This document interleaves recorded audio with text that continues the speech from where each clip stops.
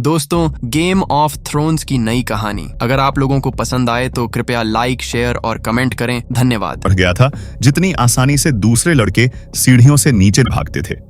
उनकी छतें उसके गुप्त स्थान थे और टूटे हुए टॉवर के ऊपर कौवे उसके खास दोस्त थे।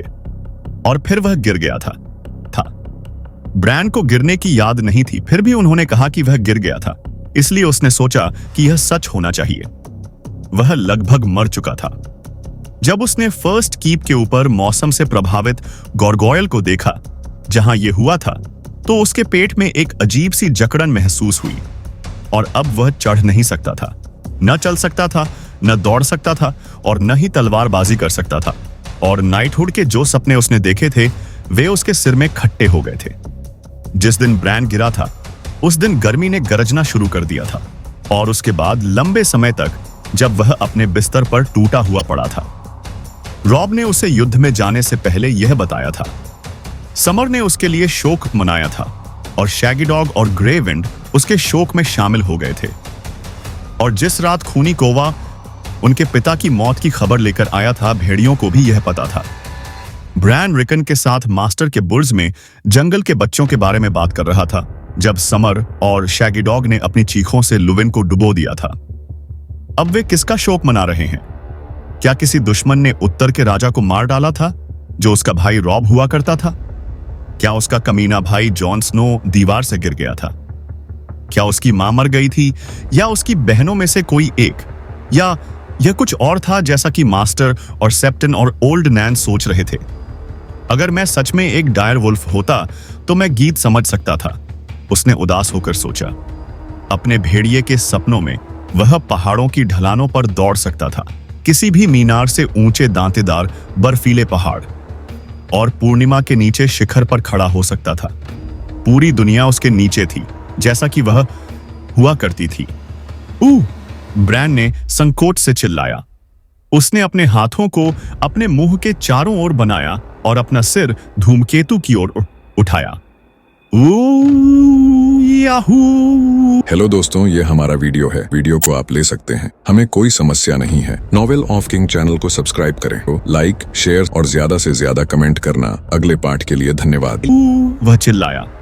यह बेवकूफी भरी, ऊंची और खोखली और कांपती हुई लग रही थी। एक छोटे लड़के की चीख, भेड़िए की नहीं। फिर भी समर ने उत्तर दिया। उसकी गहरी आवाज ने ब्रैन की पतली आवाज को दबा दिया और शैगी डॉग ने इसे एक कोरस बना दिया। ब्रैन ने फिर से चीख मारी। वे एक साथ चिल्लाए, अपने झुंड के अंतिम सदस्य। शोर से एक गार्ड उसके दरवाजे पर आ गया, हेड जिसकी नाक पर वेन थी। उसने अंदर झांका, ब्रैन को खिड़की से चीखते हुए देखा और कहा, यह क्या है मेरे राजकुमार? जब उन्होंने उसे राजकुमार कहकर पुकारा तो ब्रैन को अजीब लगा। हालांकि वह रॉब का उत्तराधिकारी था और रॉब अब उत्तर में राजा था। उसने गार्ड की ओर चीखने के लिए अपना सिर घुमाया।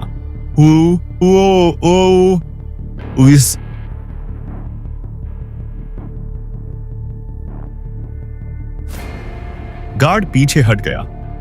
जब वह वापस आया तो मास्टर लुविन उसके साथ था, पूरी तरह से ग्रे रंग में। उसकी चेन उसके गले में कसी हुई थी। ब्रैन, वे जानवर तुम्हारी मदद के बिना भी काफी शोर मचाते हैं। वह कमरे को पार करके लड़के के माथे पर हाथ रख दिया। समय बहुत हो गया है, तुम्हें गहरी नींद में सो जाना चाहिए। मैं भेड़ियों से बात कर रहा हूं। ब्रैन ने हाथ झटक दिया। क्या मैं हेड से कहूं कि वह तुम्हें तुम्हारे बिस्तर तक ले जाए? मैं खुद बिस्तर पर जा सकता हूं। मिकिन ने दीवार में लोहे की सलाखों की एक पंक्ति ठोंक दी थी ताकि ब्रैन अपने हाथों से कमरे में खुद को खींच सके। यह धीमा और कठोर था और इससे उसके कंधे दर्द करने लगे, लेकिन उसे उठाए जाने से नफरत थी। वैसे भी अगर मैं नहीं चाहता तो मुझे सोने की जरूरत नहीं है। सभी लोगों को सोना चाहिए ब्रैन, यहां तक कि राजकुमारों को भी। जब मैं सोता हूं तो मैं भेड़िया बन जाता हूं। ब्रैन ने अपना चेहरा दूसरी ओर घुमाया और रात में वापस देखा। क्या भेड़िए सपने देखते हैं? मुझे लगता है कि सभी प्राणी सपने देखते हैं, लेकिन मनुष्यों की तरह नहीं। क्या मृत लोग सपने देखते हैं? ब्रैन ने अपने पिता के बारे में सोचते हुए पूछा। विंटरफेल के नीचे अंधेरे तहखानों में एक पत्थरबाज ग्रेनाइट में अपने पिता की समानता को तराश रहा था। कुछ लोग हां कहते हैं, कुछ नहीं, उस्ताद ने उत्तर दिया। मृतक खुद इस मामले पर चुप हैं। क्या पेड़ सपने देखते हैं? पेड़ नहीं, वे सपने देखते हैं, ब्रैन ने अचानक निश्चितता के साथ कहा। वे पेड़ों के सपने देखते हैं। मैं कभी कभी एक पेड़ का सपना देखता हूं, एक वीरवुड, जैसे कि गॉडवुड में। यह मुझे बुलाता है। भेड़ियों के सपने बेहतर होते हैं। मैं चीजों को सूंघता हूं और कभी कभी मैं खून का स्वाद ले सकता हूं। मास्टर लुविन ने अपनी चेन को खींचा जहां यह उसकी गर्दन को रगड़ रही थी। अगर तुम दूसरे बच्चों के साथ ज्यादा समय बिताओगे, मुझे दूसरे बच्चों से नफरत है, ब्रान ने कहा, जिसका मतलब वॉल्डर से था। मैंने तुम्हें उन्हें दूर भेजने का आदेश दिया था। लुविन सख्त हो गया। फ्रे आपकी महिला मां के वार्ड हैं, जिन्हें उनके स्पष्ट आदेश पर पालन पोषण के लिए यहां भेजा गया है। उन्हें निकालना न तो तुम्हारा काम है, न ही यह दयालुता है। अगर हमने उन्हें बाहर निकाल दिया तो वे कहां जाएंगे? घर। यह उनकी गलती है कि तुम मुझे समर नहीं रखने देते। फ्रे लड़के ने हमला करने के लिए नहीं कहा, मास्टर ने कहा। नहीं, मैंने कहा। वह शैगी डॉग था। रिकन का बड़ा काला भेड़िया इतना जंगली था कि वह कई बार ब्रांड को भी डरा देता था। समर ने कभी किसी को नहीं काटा। समर ने इसी कमरे में एक आदमी का गला काट दिया था। या तुम भूल गए हो? सच तो यह है कि बर्फ में तुम्हारे और तुम्हारे भाइयों के द्वारा पाए गए वे प्यारे पिल्ले खतरनाक जानवर बन गए हैं। फ्रे लड़कों को उनसे सावधान रहना चाहिए। हमें वॉल्डर को गॉड्सवुड में डाल देना चाहिए। वे जितना चाहें क्रॉसिंग के भगवान की भूमिका निभा सकते हैं और समर फिर से मेरे साथ सो सकता है। अगर मैं राजकुमार हूं तो तुम मेरी बात क्यों नहीं मानते? मैं डांसर की सवारी करना चाहता था, लेकिन एलेबेली ने मुझे गेट से आगे नहीं जाने दिया। और सही भी है, वुल्फ्सवुड खतरों से भरा है। तुम्हारी पिछली सवारी ने तुम्हें यह सिखा दिया होगा। क्या तुम चाहोगे कि कोई डाकू तुम्हें बंदी बनाकर लैनिस्टर्स को बेच दे? समर मुझे बचा लेगी, ब्रैन ने हठपूर्वक जोर दिया। राजकुमारों को समुद्र में नौकायन करने और वुल्फ्सवुड्स में सुअर का शिकार करने और भालों से लड़ने की अनुमति दी जानी चाहिए। ब्रैन, बच्चे, तुम खुद को इतना क्यों सताते हो? एक दिन तुम शायद इनमें से कुछ काम करोगे, लेकिन अभी तुम सिर्फ 8 साल के लड़के हो। मैं जल्द ही भेड़िया बन जाऊंगा। तब मैं जंगल में रह सकता था और जब चाहूं सो सकता था, और मैं आर्या और सांसा को ढूंढ सकता था। मैं सूंघ कर उन्हें बचा लूंगा, और जब रॉब युद्ध के लिए जाएगा तो मैं ग्रे विंड की तरह उसके साथ लड़ूंगा। मैं किंग्सलेयर का गला अपने दांतों से फाड़ दूंगा, चीर दूंगा, और फिर युद्ध खत्म हो जाएगा और हर कोई विंटरफेल वापस आ जाएगा। अगर मैं भेड़िया होता, वह चिल्लाया। ऊ ऊ। ल्यूविन ने अपनी आवाज उठाई। एक सच्चा राजकुमार स्वागत करेगा। आहू, ब्रैन चिल्लाया और जोर से। ऊ ऊ। मास्टर ने आत्मसमर्पण कर दिया। जैसा तुम चाहो बच्चे, एक ऐसे भाव के साथ जो आंशिक रूप से दुख और आंशिक रूप से घृणा का था। वह शयन कक्ष से बाहर चला गया। एक बार जब ब्रैन अकेला होता तो चिल्लाने का स्वाद खो जाता। कुछ समय बाद वह शांत हो गया। मैंने उनका स्वागत किया था, उसने खुद से कहा, नाराज होकर। मैं विंटरफेल में स्वामी था, एक सच्चा स्वामी। वह यह नहीं कह सकता कि मैं नहीं था। जब वॉल्डर ट्विंस से आए थे तो यह रिकोन था जो उन्हें जाना चाहता था। 4 साल का बच्चा, उसने उन्हें मांस और मधु की पेशकश की थी और आग के पास बैठने के लिए कहा था। और यहां तक कि मास्टर लुविन ने भी बाद में कहा था कि उसने अच्छा प्रदर्शन किया है।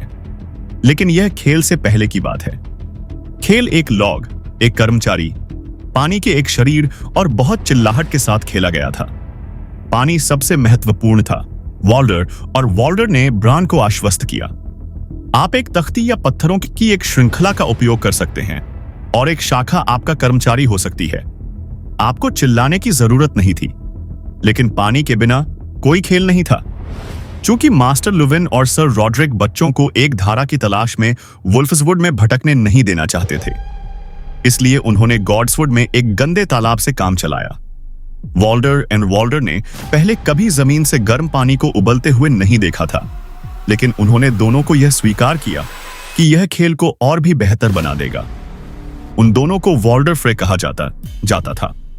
बिग वॉल्डर ने कहा कि ट्विंस में वॉल्डर के झुंड थे, सभी का नाम लड़कों के दादा लॉर्ड वॉल्डर फ्रे के नाम पर रखा गया था। विंटरफेल में हमारे अपने नाम हैं, रिकन ने यह सुनकर उन्हें घमंड से बताया, जिस तरह से उनका खेल खेला जाता था, आप पानी के पार लॉग बिछाते थे और एक खिलाड़ी बीच में छड़ी के साथ खड़ा होता था। वह क्रॉसिंग का स्वामी था और जब कोई दूसरा खिलाड़ी आता था तो उसे कहना पड़ता था, मैं क्रॉसिंग का स्वामी हूं, वहां कौन जाता है, और दूसरे खिलाड़ी को यह बताना होता था कि वे कौन हैं और उन्हें क्रॉसिंग की अनुमति क्यों दी जानी चाहिए। स्वामी उन्हें शपथ दिला सकता था और सवालों के जवाब दे सकता था। उन्हें सच बोलने की जरूरत नहीं थी, लेकिन शपथ तब तक बाध्यकारी थी जब तक कि वे शायद न कहें। इसीलिए चाल यह थी कि शायद कहें ताकि क्रॉसिंग के स्वामी को पता न चले। फिर आप स्वामी को पानी में गिराने की कोशिश कर सकते थे और आप क्रॉसिंग के स्वामी बन जाते थे, लेकिन केवल तभी जब आपने शायद कहा हो, अन्यथा आप खेल से बाहर हो जाते थे। स्वामी को जब भी मन करे पानी में किसी को भी गिराने की अनुमति थी और वह अकेला व्यक्ति था जिसे छड़ी का इस्तेमाल करने की अनुमति थी। अभ्यास में खेल में ज्यादातर धक्का मुक्की, मारपीट और पानी में गिरना शामिल था। साथ ही इस बात पर जोरदार बहस भी होती थी कि किसी ने शायद कहा था या नहीं। लिटिल वॉल्डर ज्यादातर समय क्रॉसिंग का स्वामी था। वह लंबा और मोटा होने के बावजूद लिटिल वॉल्डर था, लाल चेहरा और बड़े गोल पेट के साथ। बिग वॉल्डर तीखे चेहरे वाला, दुबला पतला और आधा फुट छोटा था। वह मुझसे 52 दिन बड़ा है, लिटिल वॉल्डर ने समझाया, इसलिए वह पहले बड़ा था, लेकिन मैं तेजी से बड़ा हुआ। हम चचेरे भाई हैं, भाई नहीं, बिग वॉल्डर ने कहा, जो छोटा था। मैं जैमोस का बेटा वॉल्डर हूं। मेरे पिता लॉर्ड वॉल्डर की चौथी पत्नी के बेटे थे। वह मेरिट का बेटा वॉल्डर है। उसकी दादी लॉर्ड वॉल्डर की तीसरी पत्नी क्रैक हॉल थी। उत्तराधिकार की पंक्ति में वह मुझसे आगे है, भले ही मैं बड़ा हूं। केवल 52 दिन से लिटिल वॉल्डर ने आपत्ति जताई। और हम दोनों में से कोई भी कभी भी जुड़वा बच्चों को नहीं पकड़ेगा, बेवकूफ। मैं पकड़ूंगा, बिग वॉल्डर ने घोषणा की। हम अकेले वॉल्डर भी नहीं हैं। सर स्टीव रॉन का एक पोता है, ब्लैक वॉल्डर। वह उत्तराधिकार की पंक्ति में चौथे स्थान पर है, और रेड वॉल्डर, सरेमॉन का बेटा, और बास्टर्ड वॉल्डर, जो बिल्कुल भी पंक्ति में नहीं है। उसे वॉल्डर फ्रे नहीं बल्कि वॉल्डर रिवर्स कहा जाता है। इसके अलावा वाल्डा नाम की लड़कियां हैं। और टायर, आप हमेशा टायर को भूल जाते हैं। वे वॉल्टर है। वॉल्डर नहीं, बिग वॉल्डर ने हवा में कहा, और वह हमारे पीछे पड़ा है, इसलिए उसका कोई महत्व नहीं है। वैसे भी मुझे वह कभी पसंद नहीं आया। सर रॉड्रिक ने फैसला किया कि वे जॉन स्नो के पुराने शयन कक्ष को साझा करेंगे, क्योंकि जॉन नाइट वॉच में था और कभी वापस नहीं आ रहा था। ब्रैन को यह पसंद नहीं था। इससे उसे ऐसा लगा जैसे फ्रे जॉन की जगह छीनने की कोशिश कर रहे थे। जब वॉल्डर रसोइये के लड़के टर्निप और जोसेथ की लड़कियों बैंडी और शायरा के साथ प्रतिस्पर्धा कर रहे थे, तब उसने उत्सुकता से देखा था। वॉल्डर ने तय किया था कि ब्रैन को जज बनना चाहिए और तय करना चाहिए कि लोगों ने शायद कहा है या नहीं। लेकिन जैसे ही उन्होंने खेलना शुरू किया, वे उसके बारे में सब कुछ भूल गए। चिल्लाहट और छींटों ने जल्द ही दूसरों को भी आकर्षित कर लिया। पल्ला केनेल की लड़की, केन का लड़का कैलोन, टॉम 2, जिसका पिता फैट टॉम किंग्स लैंडिंग में ब्रैन के पिता के साथ मर गया था।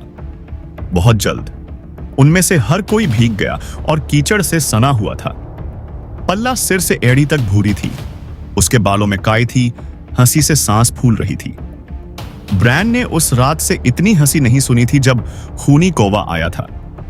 अगर मेरे पास मेरे पैर होते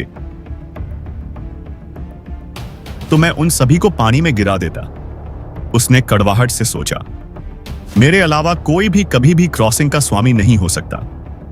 अंत में रिकन गॉडवुड में भागता हुआ आया। उसके पीछे शैगी डॉग था। उसने टर्निप और लिटिल वॉल्डर को छड़ी के लिए संघर्ष करते देखा, जब तक कि टर्निप का पैर फिसला और वह हाथ हिलाते हुए एक बड़ी छपाक के साथ अंदर चला गया। रिकन चिल्लाया, मैं खेलना चाहता हूं। लिटिल वॉल्डर ने उसे इशारा किया और शैगी डॉग ने उसका पीछा करना शुरू कर दिया।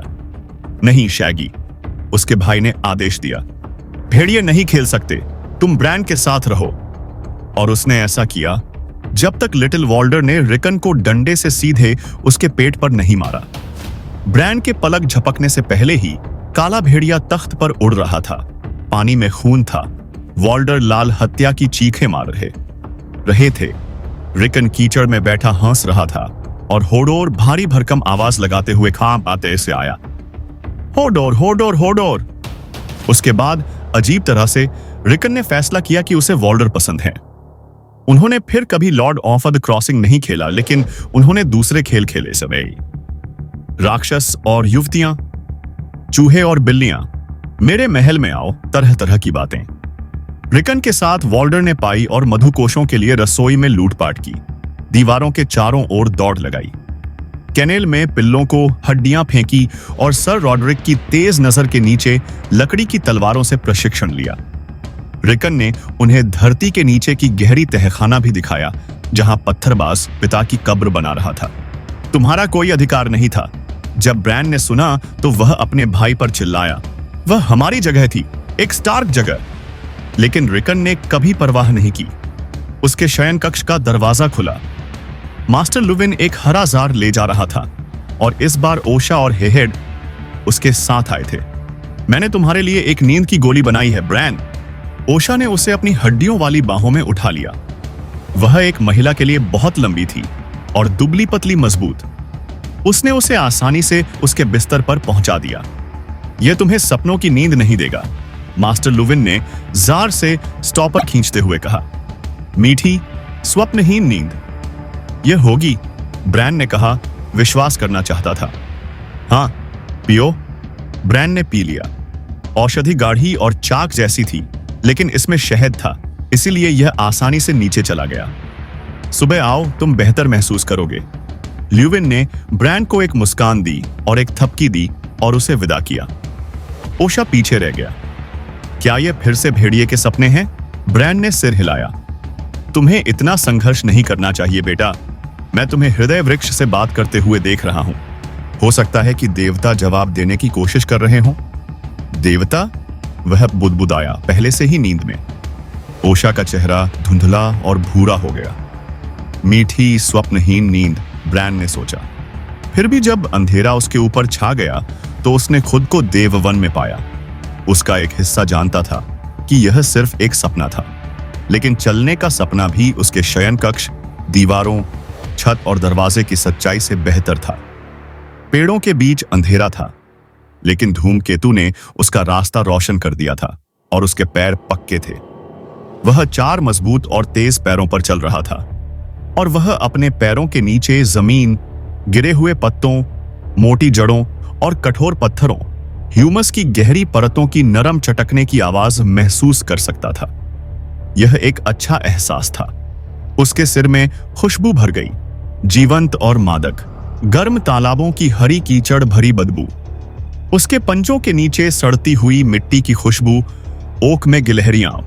गिलहरी की खुशबू ने उसे गर्म खून के स्वाद और हड्डियों के दांतों के बीच चटकने की याद दिला दी। उसके मुंह में स्लेवर भर गया। उसने आधे दिन से ज्यादा नहीं खाया था, लेकिन मरे हुए मांस में कोई खुशी नहीं थी, यहां तक कि हिरण में भी।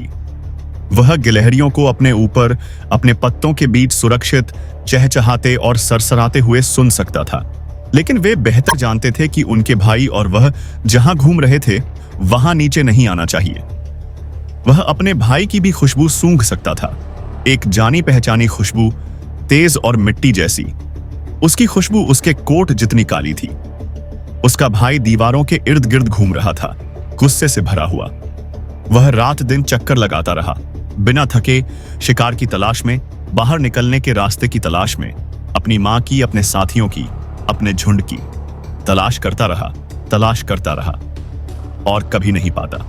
पेड़ों के पीछे दीवारें खड़ी थीं, मृत मानव चट्टानों के ढेर जो इस जीवित लकड़ी के कण के चारों ओर मंडरा रहे थे। वे धब्बेदार भूरे रंग के थे और काय के धब्बेदार, फिर भी मोटे और मजबूत और किसी भी भेड़िए की छलांग से कहीं अधिक ऊंचे थे। ठंडे लोहे और टूटी हुई लकड़ी ने ढेर किए गए पत्थरों के बीच से एकमात्र छेद को बंद कर दिया जो उन्हें घेरे हुए थे। भाई हर छेद पर रुकता और गुस्से में अपने नुकीले दांत दिखाता, लेकिन रास्ते बंद ही रहते। उसने पहली रात भी यही किया था और उसे पता चला कि यह अच्छा नहीं था।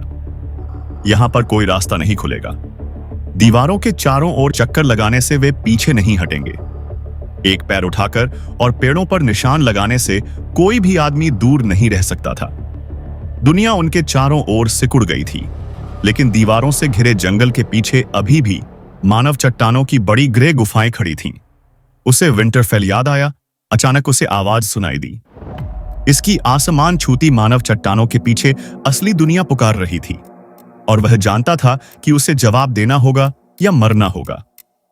आर्या वे सुबह से शाम तक यात्रा करते थे, जंगलों और बगीचों तथा साफ सुथरे खेतों से होते हुए, छोटे छोटे गांवों, भीड़ भाड़ वाले बाजारों और मजबूत किलेबंदियों से होकर।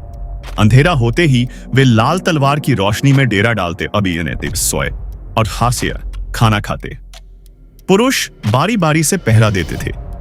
आर्या पेड़ों के बीच से दूसरे यात्रियों के शिविरों से टिमटिमाती आग की रोशनी को देखती थी। ऐसा लगता था कि हर रात और भी शिविर होते थे और दिन में किंग्स रोड पर और भी ज्यादा ट्रैफिक होता था। सुबह, दोपहर और रात को वे आते थे। बूढ़े और छोटे बच्चे, बड़े आदमी और छोटे बच्चे, नंगे पांव लड़कियां और औरतें अपने स्तनों से बच्चों को गोद में लिए हुए। कुछ खेत की गाड़ियां चलाते थे या बैलगाड़ी के पीछे धक्के खाते थे। और भी लोग सवार थे, भारवाहक घोड़े, टट्टू, खच्चर, गधे, कोई भी चीज जो चल सकती थी या दौड़ सकती थी या लुढ़क सकती थी। एक महिला एक दूध देने वाली गाय को ले जा रही थी, जिसकी पीठ पर एक छोटी लड़की थी। आर्या ने एक लोहार को एक ठेला धकेलते देखा, जिसके अंदर उसके औजार, हथौड़े, चिमटे और निहाई भी थी। और थोड़ी देर बाद एक अलग आइजाग आदमी एक अलग ठेला लेकर आया। बस इस ठेला के अंदर एक कंबल में 2 बच्चे थे। ज्यादातर लोग पैदल आए। उनके कंधे पर उनका सामान था और उनके चेहरे पर थके हुए सतर्क भाव थे। वे दक्षिण की ओर, शहर की ओर, किंग्स लैंडिंग की ओर चले गए, और 100 में से केवल एक ने उत्तर की ओर यात्रा कर रहे योरेन और उसके आरोपों के लिए एक शब्द भी नहीं कहा। उसे आश्चर्य हुआ कि कोई और उनके जैसे ही रास्ते पर क्यों नहीं जा रहा था। कई यात्री हथियार बंद थे। आर्या ने खंजर, दरांती और कुल्हाड़ी और यहां वहां तलवारें देखी।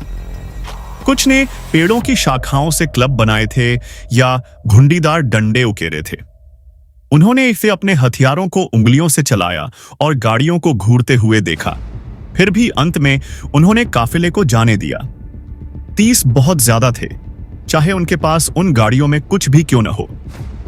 अपनी आंखों से देखो, सिरियो ने कहा था, अपने कानों से सुनो।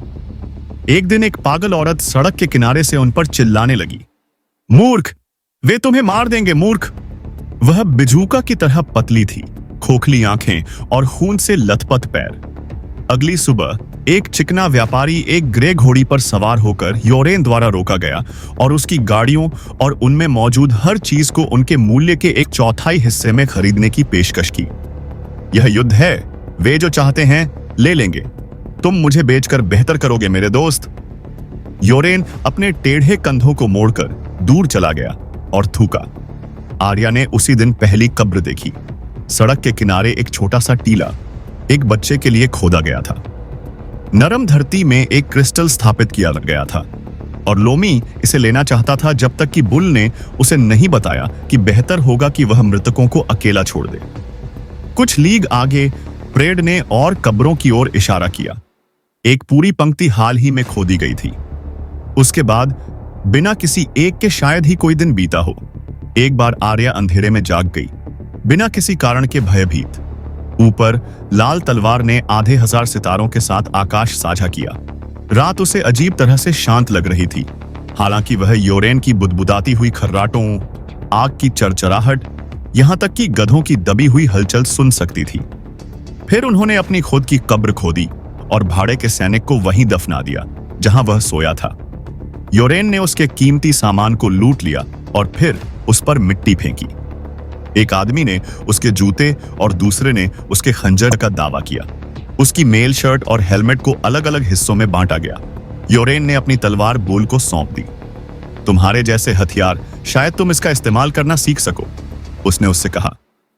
टार्बर नाम के एक लड़के ने प्रेड के शरीर के ऊपर मुट्ठी भर बलूत के फल फेंके ताकि उसकी जगह पर एक ओक का पेड़ उग आए। उस शाम वे एक गांव में आईवी से ढकी सराय में रुके। योरेन ने अपने पर्स में सिक्के गिने और तय किया कि उनके पास गर्म भोजन के लिए पर्याप्त सिक्के हैं। हम हमेशा की तरह बाहर सोएंगे, लेकिन यहाँ एक स्नान घर है अगर तुम में से किसी को गर्म पानी और साबुन की जरूरत महसूस हो। आर्या ने हिम्मत नहीं की, भले ही अब तक वह योरेन की तरह ही बदबूदार हो चुकी थी, खट्टी और बदबूदार। उसके कपड़ों में रहने वाले कुछ जीव उसके साथ फ्लीप बॉटम से आए थे। उन्हें डूबाना सही नहीं लगा। टार्बर और हॉट पाई और बुल टब की ओर जाने वाले पुरुषों की पंक्ति में शामिल हो गए। अन्य लोग स्नान घर के सामने बैठ गए। बाकी लोग आम कमरे में भीड़ लगा रहे थे। योरेन ने यहां तक कि लोमी को उन तीनों के लिए टैंकर्ड के साथ भेजा, जिन्हें उनके वैगन के पीछे जंजीरों से बांध दिया गया था। धुले और बिना धुले दोनों ने गर्म पोर्क पाई और पके हुए सेब खाए। सराय के मालिक ने उन्हें मुफ्त में बियर का एक राउंड दिया। मेरे एक भाई ने सालों पहले ब्लैक लिया था, सेवा करने वाला लड़का, चतुर, लेकिन एक दिन उसे मेरे मालिक की मेज से काली मिर्च चुराते देखा गया। उसे इसका स्वाद पसंद था, बस एक चुटकी काली मिर्च। लेकिन सर मैल्कम एक सख्त आदमी थे। आपको दीवार पर काली मिर्च मिलती है। उसे याद आया कि उसके पिता कभी कभी उन्हें एक कप बियर पीने देते थे। संसा स्वाद देखकर मुंह बनाती थी और कहती थी कि शराब बहुत बढ़िया थी, लेकिन आर्या को यह काफी पसंद थी। संसा और उसके पिता के बारे में सोचकर उसे दुख होता था। सराय दक्षिण की ओर जाने वाले लोगों से भरी हुई थी और जब योरेन ने कहा कि वे दूसरी तरफ जा रहे हैं तो कॉमन रूम में उपहास की लहर दौड़ गई। तुम जल्दी ही वापस आ जाओगे, सराय वाले ने कसम खाई। उत्तर की ओर जाने का कोई रास्ता नहीं है। आधे खेत जल चुके हैं और जो लोग बचे हैं वे अपनी पकड़ में दीवारों के अंदर बंद हैं। एक झुंड भोर में चला जाता है और दूसरा शाम तक दिखाई देता है। यह हमारे लिए कुछ भी नहीं है, योरेन ने हठ पूर्वक जोर दिया। टुली या लैनिस्टर, इससे कोई फर्क नहीं पड़ता। वॉच का कोई हिस्सा नहीं है। लॉर्ड टुली मेरे दादा हैं, आर्य ने सोचा। यह उसके लिए मायने रखता था, लेकिन उसने अपने होंठ चबाए और चुपचाप सुनती रही। यह लैनिस्टर और टुली से कहीं ज्यादा है, सराय वाले ने कहा। मून के पहाड़ों से जंगली आदमी नीचे आ गए हैं। उन्हें बताने की कोशिश करो कि तुम इसमें कोई हिस्सा नहीं लेते। और स्टार्क भी इसमें हैं। युवा लॉर्ड नीचे आ गए हैं, मृत हैंड के बेटे। आर्य सीधे बैठ गए, सुनने के लिए जोर लगा रहे थे। क्या उसका मतलब रॉब से था? मैंने सुना है कि लड़का भेड़िए पर सवार होकर युद्ध के लिए जा रहा है, पीले बालों वाले एक व्यक्ति ने हाथ में टैंकर्ड लेकर कहा। मूर्खतापूर्ण बात, योरेन ने थूका। जिस आदमी से मैंने यह सुना उसने खुद इसे देखा। एक घोड़े जितना बड़ा भेड़िया, उसने कसम खाई। शपथ लेने से यह सच नहीं होता होड़, सराय वाले ने कहा।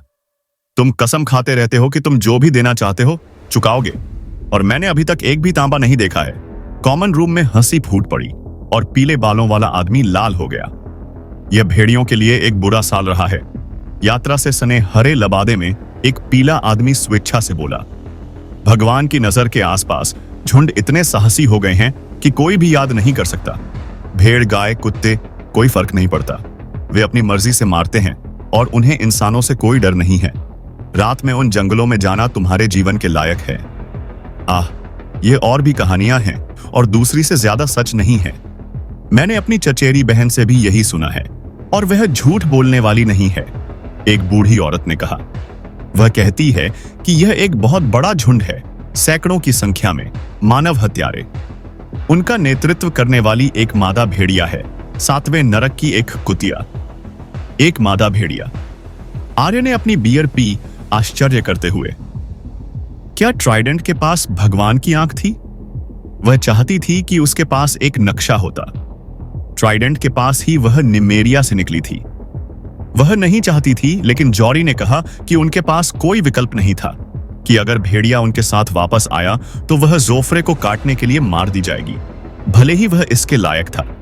उन्हें चिल्लाना पड़ा, चीखना पड़ा और पत्थर फेंकना पड़ा, और जब तक आर्य के कुछ पत्थर घर पर नहीं लगे तब तक डायरवुल्फ ने आखिरकार उनका पीछा करना बंद नहीं किया। आर्य ने सोचा कि शायद वह अब मुझे जानती भी नहीं होगी, या अगर वह जानती भी होगी तो वह मुझसे नफरत करेगी। हरे रंग के लबादे वाले आदमी ने कहा, मैंने सुना है कि कैसे एक दिन यह शैतानी कुतिया एक गांव में घुसी। बाजार का दिन था, हर जगह लोग थे और वह अपनी मर्जी से बेधड़क चलती है और एक बच्चे को उसकी मां की गोद से छीन लेती है। जब यह कहानी लॉर्ड मूटन तक पहुंची तो उसने और उसके बेटों ने कसम खाई कि वे उसे खत्म कर देंगे। उन्होंने भेड़ियों के झुंड के साथ उसे उसके ठिकाने तक ट्रैक किया और हरा लबादा। इससे पहले कि वह कोई जवाब सोच पाती, योरेन ने उसका हाथ पकड़ लिया। लड़के को बियर से हरी बीमारी है, बस इतना ही है। नहीं, मैं नहीं हूं, वे बच्चे नहीं खाते। बाहर जाओ लड़के, और देखना कि जब तक तुम पुरुषों के बात करने पर अपना मुंह बंद करना नहीं सीख जाती, तब तक तुम वहीं रहो। उसने उसे जोर से धक्का दिया, उस तरफ के दरवाजे की ओर जो अस्तबल की ओर जाता था। अब जाओ, देखना कि अस्तबल के लड़के ने हमारे घोड़ों को पानी पिलाया है। आर्या गुस्से से अकड़कर बाहर गई। वे नहीं करते, उसने बुदबुदाते हुए एक पत्थर पर लात मारते हुए कहा। यह लुढ़कता हुआ वैगनों के नीचे आ गया। लड़का, एक दोस्ताना आवाज ने पुकारा। प्यारा लड़का। बेड़ियों में जकड़े हुए लोगों में से एक उससे बात कर रहा था। सावधानी से आर्या वैगन के पास पहुंची इन भारी कंगनों को पहनने वाले आदमी को प्यास लगती है। वह तीनों में सबसे छोटा था, दुबला पतला, सुंदर, नैन नक्श वाला, हमेशा मुस्कुराता हुआ। उसके बाल एक तरफ लाल और दूसरी तरफ सफेद थे, पिंजरे और यात्रा की वजह से उलझे हुए और गंदे। एक आदमी को नहाने की भी जरूरत होती है, उसने कहा, जब उसने देखा कि आर्या उसे किस तरह देख रही थी। एक लड़का दोस्त बना सकता है। मेरे दोस्त हैं, आर्या ने कहा। कोई नहीं, मैं देख सकता हूं, बिना नाक वाले ने कहा। वह दुबला पतला और मोटा था, उसके हाथ बड़े थे। काले बालों ने उसकी बाहों, पैरों और छाती, यहां तक कि उसकी पीठ को भी ढंक रखा था। उसने आर्या को एक किताब में देखी गई एक ड्राइंग की याद दिला दी, समर आइल्स के एक बंदर की। उसके चेहरे पर छेद के कारण उसे लंबे समय तक देखना मुश्किल था। गंजे ने अपना मुंह खोला और किसी विशाल सफेद छिपकली की तरह फुफकारने लगा। जब आर्या चौंक कर पीछे हटी तो उसने अपना मुंह चौड़ा किया और अपनी जीभ हिलाई, लेकिन यह जीभ से ज्यादा एक स्टंप थी। बंद करो, उसने कहा। एक आदमी काली कोठरियों में अपने साथियों का चयन नहीं करता है, लाल और सफेद बालों वाले सुंदर व्यक्ति ने कहा। उसके बात करने के तरीके ने उसे सिरियो की याद दिला दी। यह वही था, फिर भी अलग भी था। इन दोनों में कोई शिष्टाचार नहीं है। एक आदमी को माफी मांगनी चाहिए। तुम्हें एडी कहा जाता है ना? लंपी हेड, बिना नाक वाले ने कहा।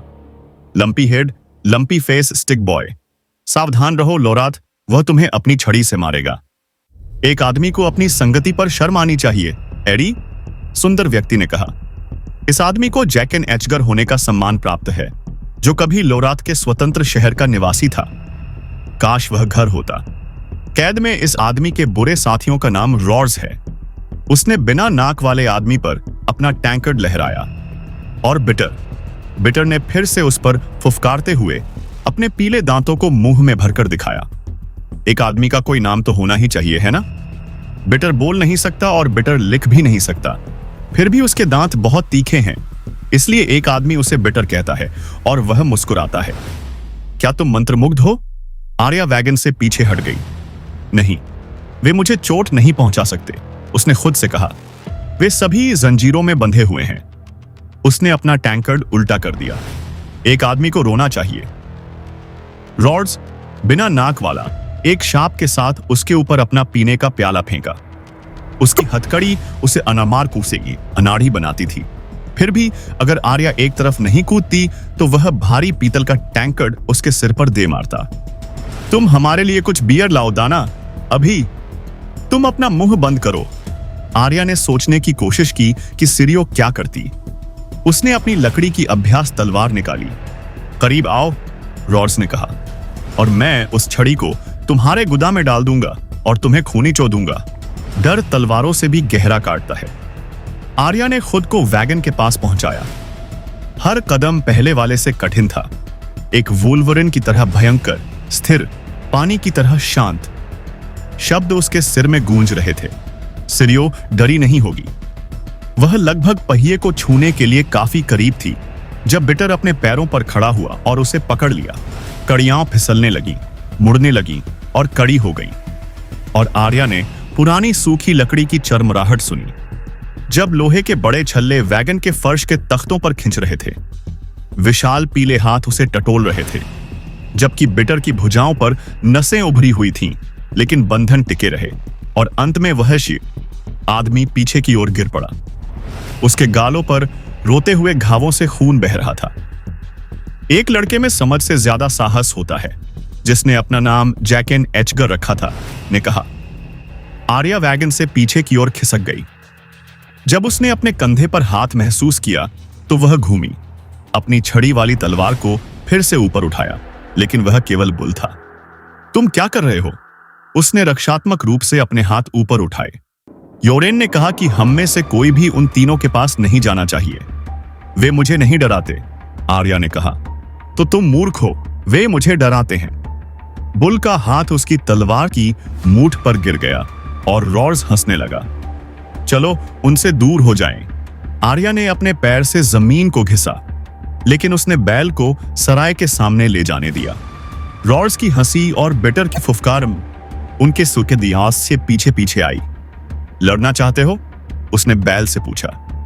वह किसी चीज पर प्रहार करना चाहती थी। वह चौंक कर उसकी ओर देखने लगा। स्नानघर से अभी भी गीले घने काले बालों की लटें उसकी गहरी नीली आंखों के सामने गिर गईं। मैं तुम्हें चोट पहुंचाऊंगा। तुम नहीं करोगे। तुम्हें नहीं पता कि मैं कितना मजबूत हूं। तुम्हें नहीं पता कि मैं कितना तेज हूं। तुम इसके लिए कह रहे हो एरी? उसने परेड की लंबी तलवार निकाली। यह सस्ता स्टील है, लेकिन यह असली तलवार है। आर्या ने सुई निकाली। यह अच्छा स्टील है, क्या हुआ?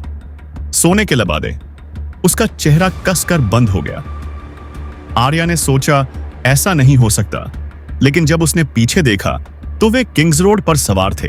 6 लोग सिटी वॉच के काले रिंगमेल और सुनहरे लबादे में। उनमें से एक अधिकारी था। उसने 4 सुनहरे डिस्क से सजी एक काली तामचीनी छाती पहनी थी।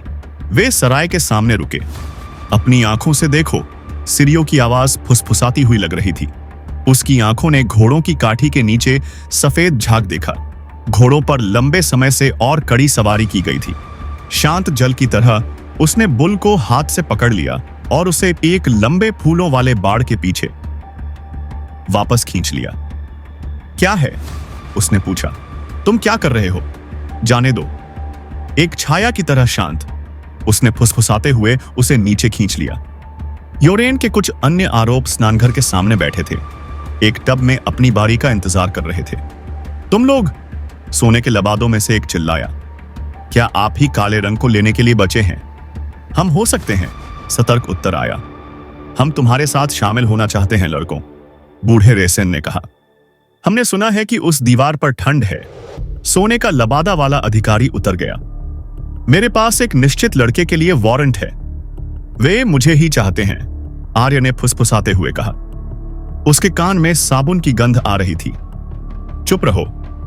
रानी उसे चाहती है बूढ़े आदमी, यह तुम्हारी चिंता नहीं है, अधिकारी ने अपनी बेल्ट से एक रिबन निकालते हुए कहा। यहां महामहिम की मुहर ऑन वारंट। बाड़ के पीछे बुल ने संदेह से अपना सिर हिलाया। रानी तुम्हें क्यों चाहती है एरी? उसने उसके कंधे पर मुक्का मारा। चुप रहो। योरेन ने वारंट रिबन को अपनी उंगली से छुआ, जिस पर सुनहरे मोम की एक बूंद थी। सुंदर, उसने थूका। बात यह है कि लड़का अब नाइट वॉच में है। उसने शहर में जो कुछ भी किया है उसका कोई मतलब नहीं है।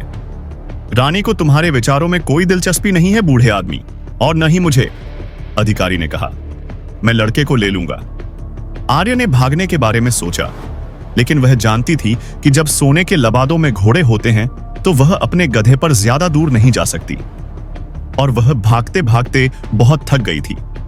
वह तब भागी थी जब सर मेरिन उसे लेने आया था, और फिर जब उन्होंने उसके पिता को मार डाला था। यदि वह असली जल नर्तकी होती तो वह नीडल के साथ वहां जाती और उन सभी को मार डालती, और फिर कभी किसी से नहीं भागती। तुम्हारे पास कोई नहीं होगा, योरेन ने हठपूर्वक कहा। ऐसी चीजों पर कानून होते हैं। सोने के लबादे ने एक छोटी तलवार निकाली। यह तुम्हारा कानून है। योरेन ने ब्लेड की ओर देखा। यह कोई कानून नहीं है, सिर्फ एक तलवार है। होता है, मेरे पास भी एक होती है। अधिकारी मुस्कुराया। बूढ़े मूर्ख, मेरे साथ 5 आदमी हैं, योरेन ने थूका। होता है मेरे पास 30 होते हैं, सोने का लबादा हंसा। इतने सारे? एक बड़े बदमाश ने टूटी नाक के साथ कहा। पहले कौन है? उसने अपनी दृढ़ता दिखाते हुए चिल्लाया। टार्बर ने घास के एक गट्ठे से एक पिचफर्क निकाला। मैं हूं। नहीं, मैं हूं। मोटे राजमिस्त्री कटजैक कोस ने अपना लंबा धनुष बांधा। हम सभी, रेसेन ने कहा, अपने साथ ले जा रहे लंबे लकड़ी के डंडे को छीनते हुए। डोबर अपने कपड़ों की गठरी बांधकर नंगा होकर स्नानघर से बाहर निकला। उसने देखा कि क्या हो रहा है और अपने खंजर को छोड़कर सब कुछ गिरा दिया। क्या यह लड़ाई है? उसने पूछा। मुझे लगता है, हॉट पाई ने कहा, एक बड़ा पत्थर फेंकने के लिए अपने चारों पैरों पर हाथ पैर मारते हुए। आर्या को विश्वास नहीं हो रहा था कि वह क्या देख रही थी। उसे हॉट पाई से नफरत थी। वह उसके लिए खुद को जोखिम में क्यों डालेगा? टूटी नाक वाले को अभी भी यह मजेदार लगा। तुम लड़कियों को पीटने से पहले पत्थर और डंडे दूर रख दो। तुम में से कोई नहीं जानता कि तलवार का कौन सा सिरा पकड़ना है। हां, आर्या उन्हें सिरियों की तरह अपने लिए मरने नहीं देगी। वह नहीं देगी। हाथ में सुई लेकर बाढ़ को पार करते हुए वह एक जल नर्तकी की मुद्रा में आ गई। टूटी नाक ठहाका लगाकर हंस पड़ी। अधिकारी ने उसे ऊपर से नीचे तक देखा। ब्लेड दूर रखो छोटी लड़की, कोई भी तुम्हें चोट नहीं पहुंचाना चाहता। मैं लड़की नहीं हूं, वह गुस्से में चिल्लाई। उनके साथ क्या गलत था? वे उसके लिए इतनी दूर तक सवार हुए और यहां वह थी और वे बस उसे देखकर मुस्कुरा रहे थे। मैं वही हूं जिसे तुम चाहते हो। वह वही है जिसे हम चाहते हैं। अधिकारी ने अपनी छोटी तलवार बुल की ओर घुमाई, जो उसके बगल में खड़ा होने के लिए आगे आया था। उसके हाथ में प्रेड का सस्ता स्टील था, लेकिन योरेन से अपनी नजर हटाना एक गलती थी, एक पल के लिए भी। उसी समय काले भाई की तलवार अधिकारी के गले के सेब पर दबा दी गई। न तो वह जो तुम्हें मिला, न ही तुम चाहते हो कि मैं देखूं कि तुम्हारा सेब अभी पका है या नहीं। अगर तुम्हें अभी भी समझाने की जरूरत है, तो मेरे पास उस सराय में 10-15 और भाई हैं। मैं तुम होता, मैं उस आंत काटने वाले को छोड़ देता, अपने गाल उस मोटे छोटे घोड़े पर फैलाता और वापस शहर की ओर सरपट भागता। उसने थूका और अपनी तलवार की नोक से जोर से वार किया। अभी अधिकारी की उंगलियां ढीली हो गईं, उसकी तलवार धूल में गिर गई। हम बस इसे रखेंगे, योरेन ने कहा। दीवार पर हमेशा अच्छे स्टील की जरूरत होती है, जैसा तुम कहते हो, अभी के लिए। आदमी, सोने के लबादे म्यान में डाले गए और चढ़ गए। बूढ़े आदमी, जल्दी से अपनी उस दीवार पर भाग जाना सबसे अच्छा होगा। अगली बार जब मैं तुम्हें पकड़ूंगा तो मुझे लगता है कि मैं तुम्हारा सिर उस कमीने लड़के के साथ काट दूंगा। तुमने जितने अच्छे आदमी आजमाए हैं, उनसे बेहतर। योरेन ने अपनी तलवार के सपाट भाग से अधिकारी के घोड़े की पीठ पर जोरदार वार किया और उसे किंग्स रोड पर लड़खड़ाते हुए भगा दिया। उसके आदमी उसके पीछे पीछे चल दिए। जब वे नजरों से ओझल हो गए तो हॉट पाई ने चिल्लाना शुरू कर दिया, लेकिन योरेन पहले से कहीं ज्यादा गुस्से में दिख रहा था। मूर्ख, तुम्हें लगता है कि उसने हमारे साथ काम खत्म कर दिया है? अगली बार वह उछलकर मुझे रिबन नहीं देगा। बाकी लोगों को स्नानघर से निकालो, हमें चलना होगा। पूरी रात सवारी करो, शायद हम उनसे थोड़ी देर आगे रह सकें। उसने अधिकारी द्वारा गिराई गई छोटी तलवार उठाई। यह कौन चाहता है? मैं, हॉट पाई चिल्लाया। इसका इस्तेमाल एड़ी पर मत करो। उसने लड़के को तलवार थमा दी, मूठ पहले, और आर्य के पास चला गया, लेकिन वह बुल से बात कर रहा था। रानी तुम्हें बहुत चाहती है लड़के। आर्य खो गया था। उसे क्यों चाहिए? बुल ने उस पर गुस्सा किया। उसे तुम्हें क्यों चाहिए? तुम एक छोटे से गटर चूहे के अलावा कुछ नहीं हो। ठीक है, तुम एक कमीने लड़के के अलावा कुछ नहीं हो, या शायद वह सिर्फ कमीने लड़के होने का नाटक कर रहा था। तुम्हारा असली नाम क्या है? जेंडरी, उसने कहा, जैसे कि वह पूरी तरह से निश्चित नहीं था। नहीं समझ में आता कि कोई भी तुम दोनों को क्यों नहीं चाहता, योरेन ने कहा, लेकिन वे तुम्हें वैसे भी नहीं पा सकते। तुम उन 2 घोड़ों पर सवार हो। सोने का लबादा देखते ही दीवार की ओर ऐसे बढ़ो जैसे कोई ड्रैगन तुम्हारी पूंछ पर हो। हम में से बाकी लोगों का उनसे कोई मतलब नहीं है, तुम्हारे अलावा। आर्य ने इशारा किया। उस आदमी ने कहा कि वह तुम्हारा सिर भी काट देगा। ठीक है, उस बारे में, योरेन ने कहा। अगर वह इसे मेरे कंधों से उतार सकता है तो उसका स्वागत है। जॉन, सैम, जॉन ने धीरे से पुकारा। हवा में कागज, धूल और सालों की गंध आ रही थी। उसके सामने लकड़ी की ऊंची अलमारियां धुंधली हो गईं, जो चमड़े की जिल्द वाली किताबों और प्राचीन स्क्रॉल के डिब्बों से भरी हुई थीं। किसी छिपे हुए लैंप से ढेरों के बीच से एक हल्की पीली चमक छनकर आ रही थी। जॉन ने अपने साथ लाए हुए मोमबत्ती को बुझा दिया, क्योंकि वह इतने सारे पुराने सूखे कागजों के बीच खुली लौ का जोखिम नहीं उठाना चाहता था। इसके बजाय वह प्रकाश का अनुसरण करता हुआ बैरल वॉल्टेड छतों के नीचे संकरी गलियों में अपना रास्ता बनाता हुआ आगे बढ़ा। पूरी तरह से काले रंग में वह छायाओं के बीच एक छाया था। बाल काले, चेहरा लंबा, आंखें भूरी। काले मोलस्किन के दस्ताने उसके हाथों को ढंके हुए थे। उसने जॉन के कदमों की आहट पर नजर डाली। क्या तुम पूरी रात यहीं रहे हो? क्या मैं रहा हूं? सैम चौंका। तुमने हमारे साथ अपना उपवास नहीं तोड़ा और तुम्हारे बिस्तर पर कोई सोया नहीं था। रेस्ट ने सुझाव दिया कि शायद सैम भाग गया था, लेकिन जॉन ने कभी इस पर विश्वास नहीं किया।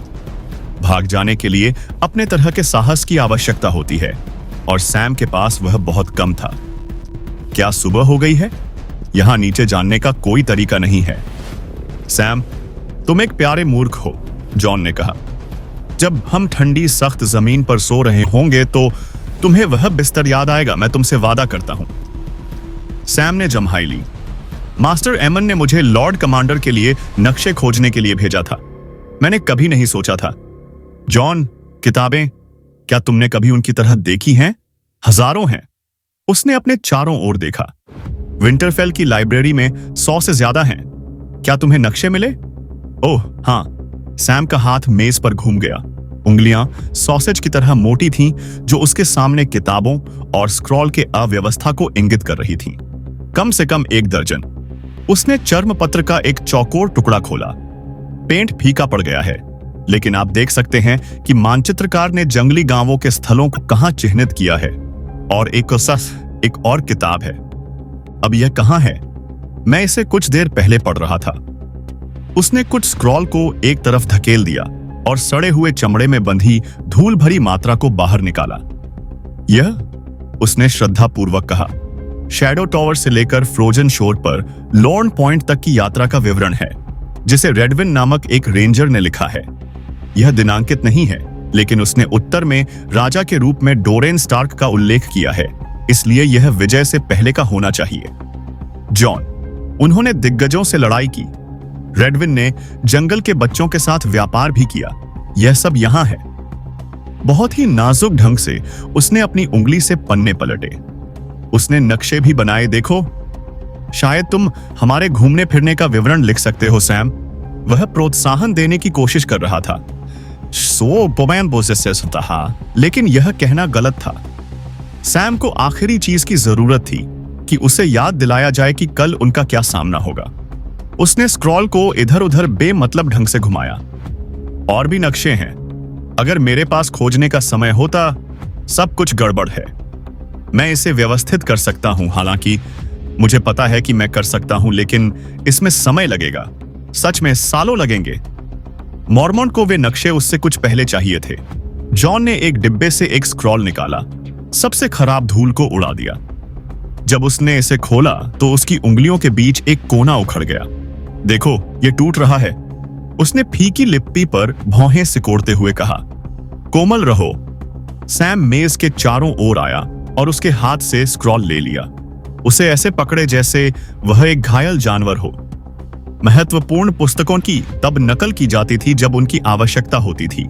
कुछ सबसे पुरानी पुस्तकों की शायद आधा 100 बार नकल की गई है। ठीक है, उसकी नकल करने की जहमत मत उठाओ। अचार वाले कॉर्ड के 23 बैरल, मछली के तेल के 18,000, नमक का एक पीपा, एक सूची, सैम ने कहा, या शायद बिक्री का बिल। इस तरह के बहीखातों से आप बहुत कुछ सीख सकते हैं। सच में आप सीख सकते हैं। यह आज से आपको बता सकता है कि उस समय नाइट वॉच में कितने लोग थे, वे कैसे रहते थे, क्या खाते थे। वे खाना खाते थे, जॉन ने कहा। और वे वैसे ही रहते थे जैसे हम रहते हैं। तुम्हें आश्चर्य होगा, यह तिजोरी एक खजाना है जॉन। अगर तुम ऐसा कहते हो। जॉन को संदेह था। खजाने का मतलब सोना, चांदी और जवाहरात होता है, धूल, मकड़ियां और सड़ता हुआ चमड़ा नहीं। हाँ हाँ, मोटा लड़का बोल पड़ा। वह जॉन से बड़ा था, कानून के अनुसार बड़ा हुआ आदमी, लेकिन उसे एक लड़के के अलावा कुछ और समझना मुश्किल था। मुझे पेड़ों पर चेहरों के चित्र मिले और जंगल के बच्चों की भाषा के बारे में एक किताब, ऐसी रचनाएं जो गढ़ में भी नहीं है, पुराने वैलेरिया के स्क्रॉल, 1000 साल पहले मरे हुए मास्टर्स द्वारा लिखी गई रथुओं की गिनती। जब हम वापस लौटेंगे तब भी ये किताबें यहां होंगी। अगर हम वापस लौटेंगे। ओल्ड बियर 200 अनुभवी लोगों को लेकर जा रहा है, जिनमें से 3/4 रेंजर हैं। खोरिन हाफ हैंड शैडो टॉवर से 100 और भाइयों को लेकर आएगा। तुम उतने ही सुरक्षित रहोगे जैसे कि तुम अपने स्वामी पिता के हॉर्न हिल स्थित महल में वापस आ गए हो। सैमुएल टार्ली ने एक उदास मुस्कान बिखेरी। मैं अपने पिता के महल में भी कभी बहुत सुरक्षित नहीं था। जॉन ने सोचा, देवता क्रूर मजाक करते हैं। पाइप और टॉड, जो महान रेंजिंग का हिस्सा बनने के लिए लालायित थे, उन्हें कैसल ब्लैक में रहना था। यह सैमुएल टार्ली था, जो खुद को कायर, बहुत मोटा, डरपोक और तलवार चलाने में उतना ही खराब सवार था जिसे तुम इतने बड़े हो गए हो कि अपनी मां की मदद के बिना लॉर्ड वॉल्डर की लड़कियों में से तुम्हें कौन सी पसंद है? रॉब? तो थियोन के साथ जाओ, वह कल निकल जाएगा। वह मैलिस्टर्स को उन बंदियों को सीगार्ड तक पहुंचाने में मदद करेगा और फिर आयरन आइलैंड्स के लिए जहाजत ले जाएगा। आप एक जहाज भी ढूंढ सकते हैं, और अगर हवाएं अनुकूल हों तो चांद के एक चक्कर में विंटरफेल वापस आ सकते हैं। ब्रैन और रिकॉन को आपकी जरूरत है, और आपको जरूरत नहीं है। क्या आपका यही मतलब है? मेरे स्वामी पिता के पास बहुत कम समय बचा है। जब तक आपके दादाजी जीवित हैं, मेरा स्थान उनके साथ रिवररन में है। मैं आपको जाने का आदेश दे सकता था, राजा के रूप में मैं कर सकता था। कैटलिन ने इसे नजरअंदाज किया। मैं फिर से कहूंगी, मैं चाहती कि आप जल्द ही किसी और को पाइके के पास भेज दें और थियोन को अपने करीब रखें। बेलोन ग्रेजॉय के साथ उसके बेटे से बेहतर कौन व्यवहार कर सकता है? जेसन मैलिस्टर, कैटलिन ने कहा। टाइटोस ब्लैकवुड, स्टीवन फ्रे, कोई भी, लेकिन थियोन नहीं। उसका बेटा ग्रे विंड के पास बैठा, भेड़िए के फर को सहला रहा। यदि लैनिस्टर्स शांति नहीं बनाएंगे तो मुझे लॉर्ड ग्रेजॉय के लॉन्गशिप की आवश्यकता पड़ेगी। यदि आप उनके बेटे को बंधक बनाकर रखेंगे तो वे आपको जल्दी मिल जाएंगे। वह आधी जिंदगी बंधक बनकर रहा है, अच्छे कारण से, कैटलिन ने कहा। बेलोन ग्रेजॉय एक ऐसा आदमी नहीं है जिस पर भरोसा किया जा सके। उसने खुद एक ताज पहना था। याद रखो, भले ही एक सीजन के लिए ही क्यों न हो, वह फिर से इसे पहनने की ख्वाहिश रख सकता है। रॉब खड़ा रहा। मैं उससे इस बात पर नाराज नहीं होऊंगा। अगर मैं उत्तर में राजा हूं तो उसे आयरन आइलैंड्स का राजा बनने दो। अगर वह यही चाहता है, मैं उसे खुशी से ताज दूंगा, जब तक वह लैनिस्टर्स को नीचे लाने में हमारी मदद करता है। रॉब, मैं थियोन को भेज रहा। रॉब तेजी से चला गया। डायर वुल्फ उसके बगल में चल रहा था। कैटलिन सिर्फ उसे जाते हुए देख सकती थी। उसका बेटा और अब उसका राजा। उसे कितना अजीब लगा। आज्ञा, उसने उसे मोर्ट कैलिन में वापस बताया था और उसने वैसा ही किया। मैं पिता से मिलने जा रही हूं, उसने अचानक घोषणा की। मेरे साथ आओ एडम्योर। मुझे उन नए धनुर्धारियों से बात करनी है जिन्हें सर डेसमंड प्रशिक्षित कर रहे हैं। मैं बाद में उनसे मिलूंगी। अगर वह अभी भी जीवित है, कैटलिन ने सोचा, लेकिन उसने कुछ नहीं कहा। उसका भाई उस बीमार कमरे की तुलना में जल्दी युद्ध का सामना करेगा। केंद्रीय किले तक जाने का सबसे छोटा रास्ता, जहां उसके पिता मर रहे थे, गॉडवुड से होकर जाता था, जिसमें घास और जंगली फूल और एल्म और रेडवुड के घने पेड़ थे। पेड़ों की शाखाओं पर अभी भी सरसराहट करने वाली पत्तियां चिपकी हुई थीं।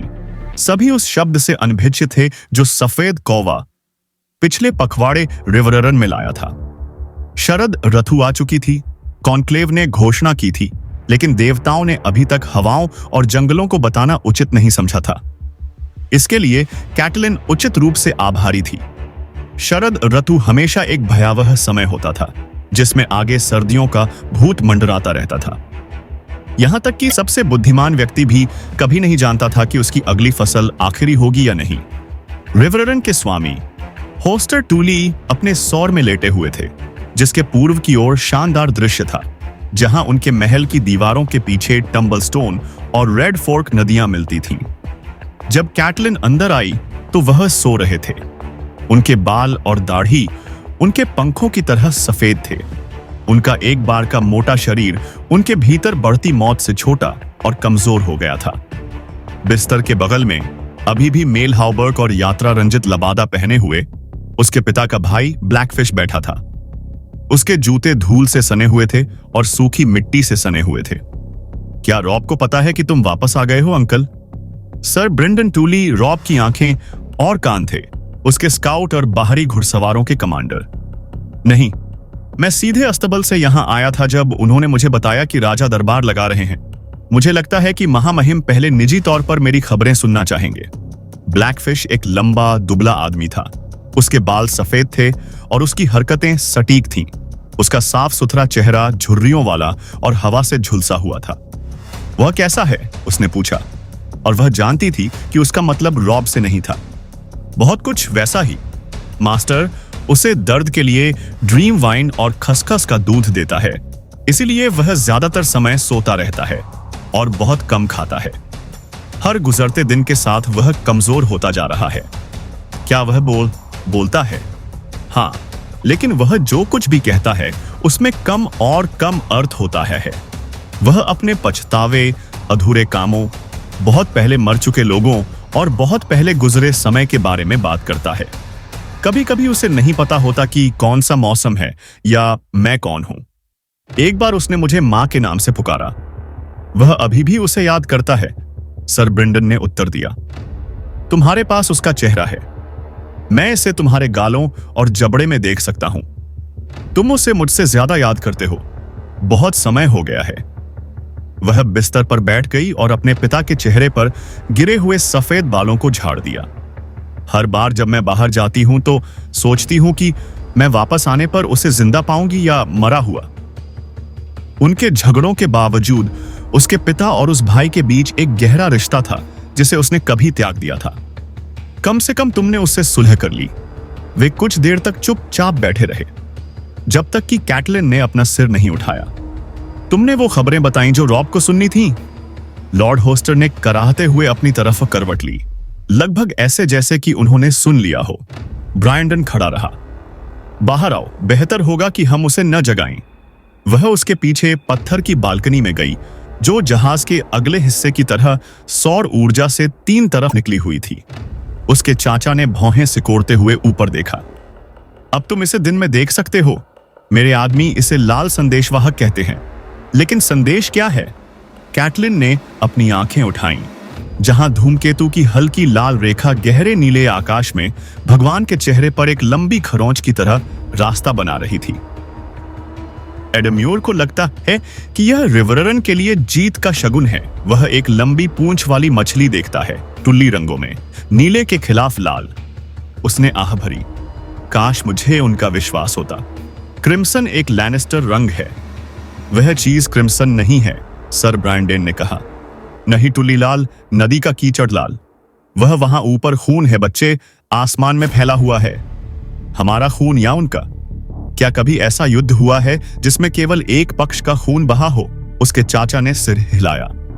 नदी के इलाके भगवान की आंख के चारों ओर खून और आग से नहा रहे हैं। लड़ाई दक्षिण में ब्लैक वाटर तक और उत्तर में ट्राइडेंट के पार लगभग ट्विंस तक फैल गई है।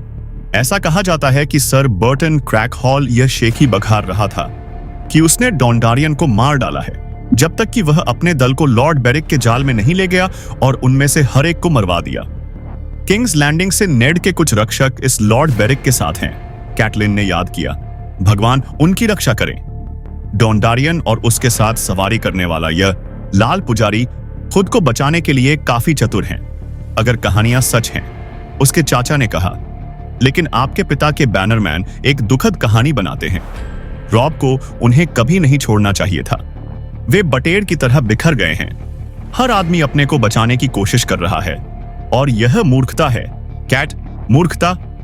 जोनास ब्रैकन अपने महल के खंडहरों के बीच लड़ाई में घायल हो गया और उसका भतीजा हेनरी मारा गया।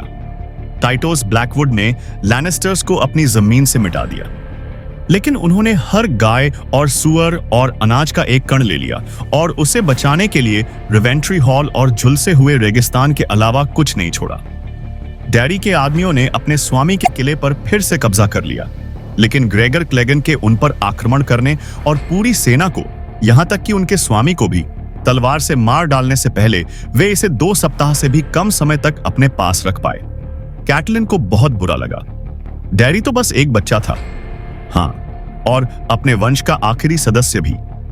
लड़का बढ़िया फिरौती ला सकता था, लेकिन ग्रेगर क्लेगन जैसे झागदार कुत्ते के लिए सोने का क्या मतलब है? उस जानवर का सिर राज्य के सभी लोगों के लिए एक महान उपहार होगा, मैं कसम खाता हूं। कैटलिन को सर ग्रेगर की बुरी प्रतिष्ठा का पता था। फिर भी मुझसे सिरों की बात मत करो अंकल। सेर्सी ने नेड को रेड कीप की दीवारों के ऊपर एक कील पर चढ़ा दिया है और इसे कौवों और मक्खियों के लिए छोड़ दिया है। अब भी उसके लिए यह विश्वास करना कठिन था कि वह वास्तव में चला गया था। कुछ रातें वह अंधेरे में आधी नींद में जागती और एक पल के लिए उसे अपने बगल में खोजने की उम्मीद करती। क्लेगन लॉर्ड टाइविन के कैट्स पॉ से ज्यादा कुछ नहीं है। टाइविन लैनिस्टर के लिए कैस्टरली रॉक का भगवान, पश्चिम का वार्डन, रानी सेरेसी का पिता, सर जैमे द किंग्सलेयर और टायरियन द इम्प और जोफ्रे बाराथियोन, नए ताज पहनाए गए बाल राजा का दादा असली खतरा था, कैटलिन का मानना था। काफी सच है, सर ब्रायंडन ने स्वीकार किया। और टाइविन लैनिस्टर कोई मूर्ख नहीं है। वह हैरनहाल की दीवारों के पीछे सुरक्षित बैठता सर एमोरी लॉर्ज भी मैदान में है, और कोहोर से कुछ भाड़े के सैनिक हैं जो किसी व्यक्ति को मारने के बजाय उसे अपंग बनाना पसंद करेंगे। मैंने देखा है कि वे अपने पीछे क्या छोड़ जाते हैं। पूरे गांव को जला दिया जाता है, महिलाओं के साथ बलात्कार किया जाता है और उन्हें विकृत कर दिया जाता है। बच्चों को भेड़ियों और जंगली कुत्तों को आकर्षित करने के लिए बिना दफनाए छोड़ दिया जाता है। यह मृतकों को भी बीमार कर देगा। जब एडम्यूर यह सुनेंगे तो वे क्रोधित हो जाएंगे, और यह ठीक वैसा ही होगा जैसा लॉर्ड टाइविन चाहते हैं। आतंक का भी अपना उद्देश्य होता है कैट। लैनिस्टर हमें युद्ध के लिए उकसाना चाहता है। रॉब उसे यह इच्छा पूरी करने वाला है, कैटलिन ने चिढ़कर कहा। वह यहां बैठे बैठे बिल्ली की तरह बेचैन है, और एडम्यूर और ग्रेडजोन और अन्य लोग उसे आगे बढ़ने के लिए उकसाएंगे। उसके बेटे ने 2 महान जीत हासिल की थी, विस्परिंग वुड में जैमे लैनिस्टर को कुचलना और कैंप्स की लड़ाई में रिवररन की दीवारों के बाहर अपने नेतृत्वहीन मेजबान को खदेड़ना। लेकिन जिस तरह से उसके कुछ बैनरमैन उसके बारे में बात करते थे, वह इगॉन द कॉन्करर का पुनर्जन्म हो सकता था। ब्रायंडन ब्लैकफिश ने एक घनी ग्रे भौं को ऊपर उठाया। वे और अधिक मूर्ख हैं। युद्ध का मेरा पहला नियम कैट दुश्मन को कभी उसकी इच्छा नहीं दो। लॉर्ड टाइविन अपनी पसंद के मैदान पर लड़ना पसंद करेंगे। वह चाहते हैं कि हम हैरनहाल पर मार्च करें। हैरनहाल, ट्राइडेंट का हर बच्चा हैरनहाल के बारे में बताई गई कहानियों को जानता था। विशाल किला जिसे राजा हेरन द ब्लैक ने 300 साल पहले गॉड्स आई के पानी के पास बनाया था। 40 साल लग गए। झील के किनारे एक बड़ी छाया की तरह उभरता हुआ, जबकि हारेन की सेनाएं उसके पड़ोसियों को पत्थर, लकड़ी, सोना और मजदूरों के लिए लूट रही थीं। हजारों बंदी उसकी खदानों में उसकी स्लेज से बंधे हुए या उसके 5 विशाल टावरों पर काम करते हुए मर गए। सर्दियों में लोग जम जाते थे और गर्मियों में तपते थे। 3000 साल से खड़े वीरवुड को बीम और राफ्टर्स के लिए काट दिया गया था। हारेन ने अपने सपने को पूरा करने के लिए नदी के किनारे और आयरन आइलैंड दोनों को भिक्षा में दे दिया था। और जब आखिरकार हारेनहाल पूरा हो गया, उसी दिन जब राजा हारेन ने निवास किया, विजेता एगॉन किंग्स लैंडिंग पर किनारे पर आ गया था। कैटलिन को याद है कि ओल्ड नान ने विंटरफेल में अपने बच्चों को यह कहानी सुनाई थी, और राजा हेरन ने सीखा कि मोटी दीवारें और ऊंचे टॉवर ड्रैगन के खिलाफ सिम बहुत कम उपयोगी हैं। कहानी हमेशा खत्म होती थी क्योंकि ड्रैगन उड़ते हैं। हेरेन और उसके सभी वंश उस आग में नष्ट हो गए थे जिसने उसके राक्षसी किले को घेर लिया था, और उसके बाद से हेरेनहाल को रखने वाले हर घर पर दुर्भाग्य आया था। यह शक्तिशाली हो सकता है, लेकिन यह एक अंधेरी जगह थी और शापित थी। मैं रॉब को उस किले की छाया में लड़ाई नहीं लड़ने दूंगी, कैटलिन ने स्वीकार किया। फिर भी हमें कुछ करना चाहिए अंकल, और जल्द ही, उसके चाचा ने सहमति व्यक्त की। मैंने तुम्हें इसके बारे में सबसे बुरा नहीं बताया है बच्चे। मैंने जिन लोगों को पश्चिम भेजा है वे वापस खबर लेकर आए हैं कि कैस्टरली रॉक में एक नया दल इकट्ठा हो रहा है, एक और लैनिस्टर सेना। इस विचार ने उसे बीमार कर दिया। रॉब को तुरंत बताया जाना चाहिए कौन कमान संभालेगा। सर स्टैफोर्ड लैनिस्टर, ऐसा कहा जाता है। वह नदियों की ओर देखने के लिए मुड़ा। उसकी लाल नीली चादर हवा में हिल रही थी।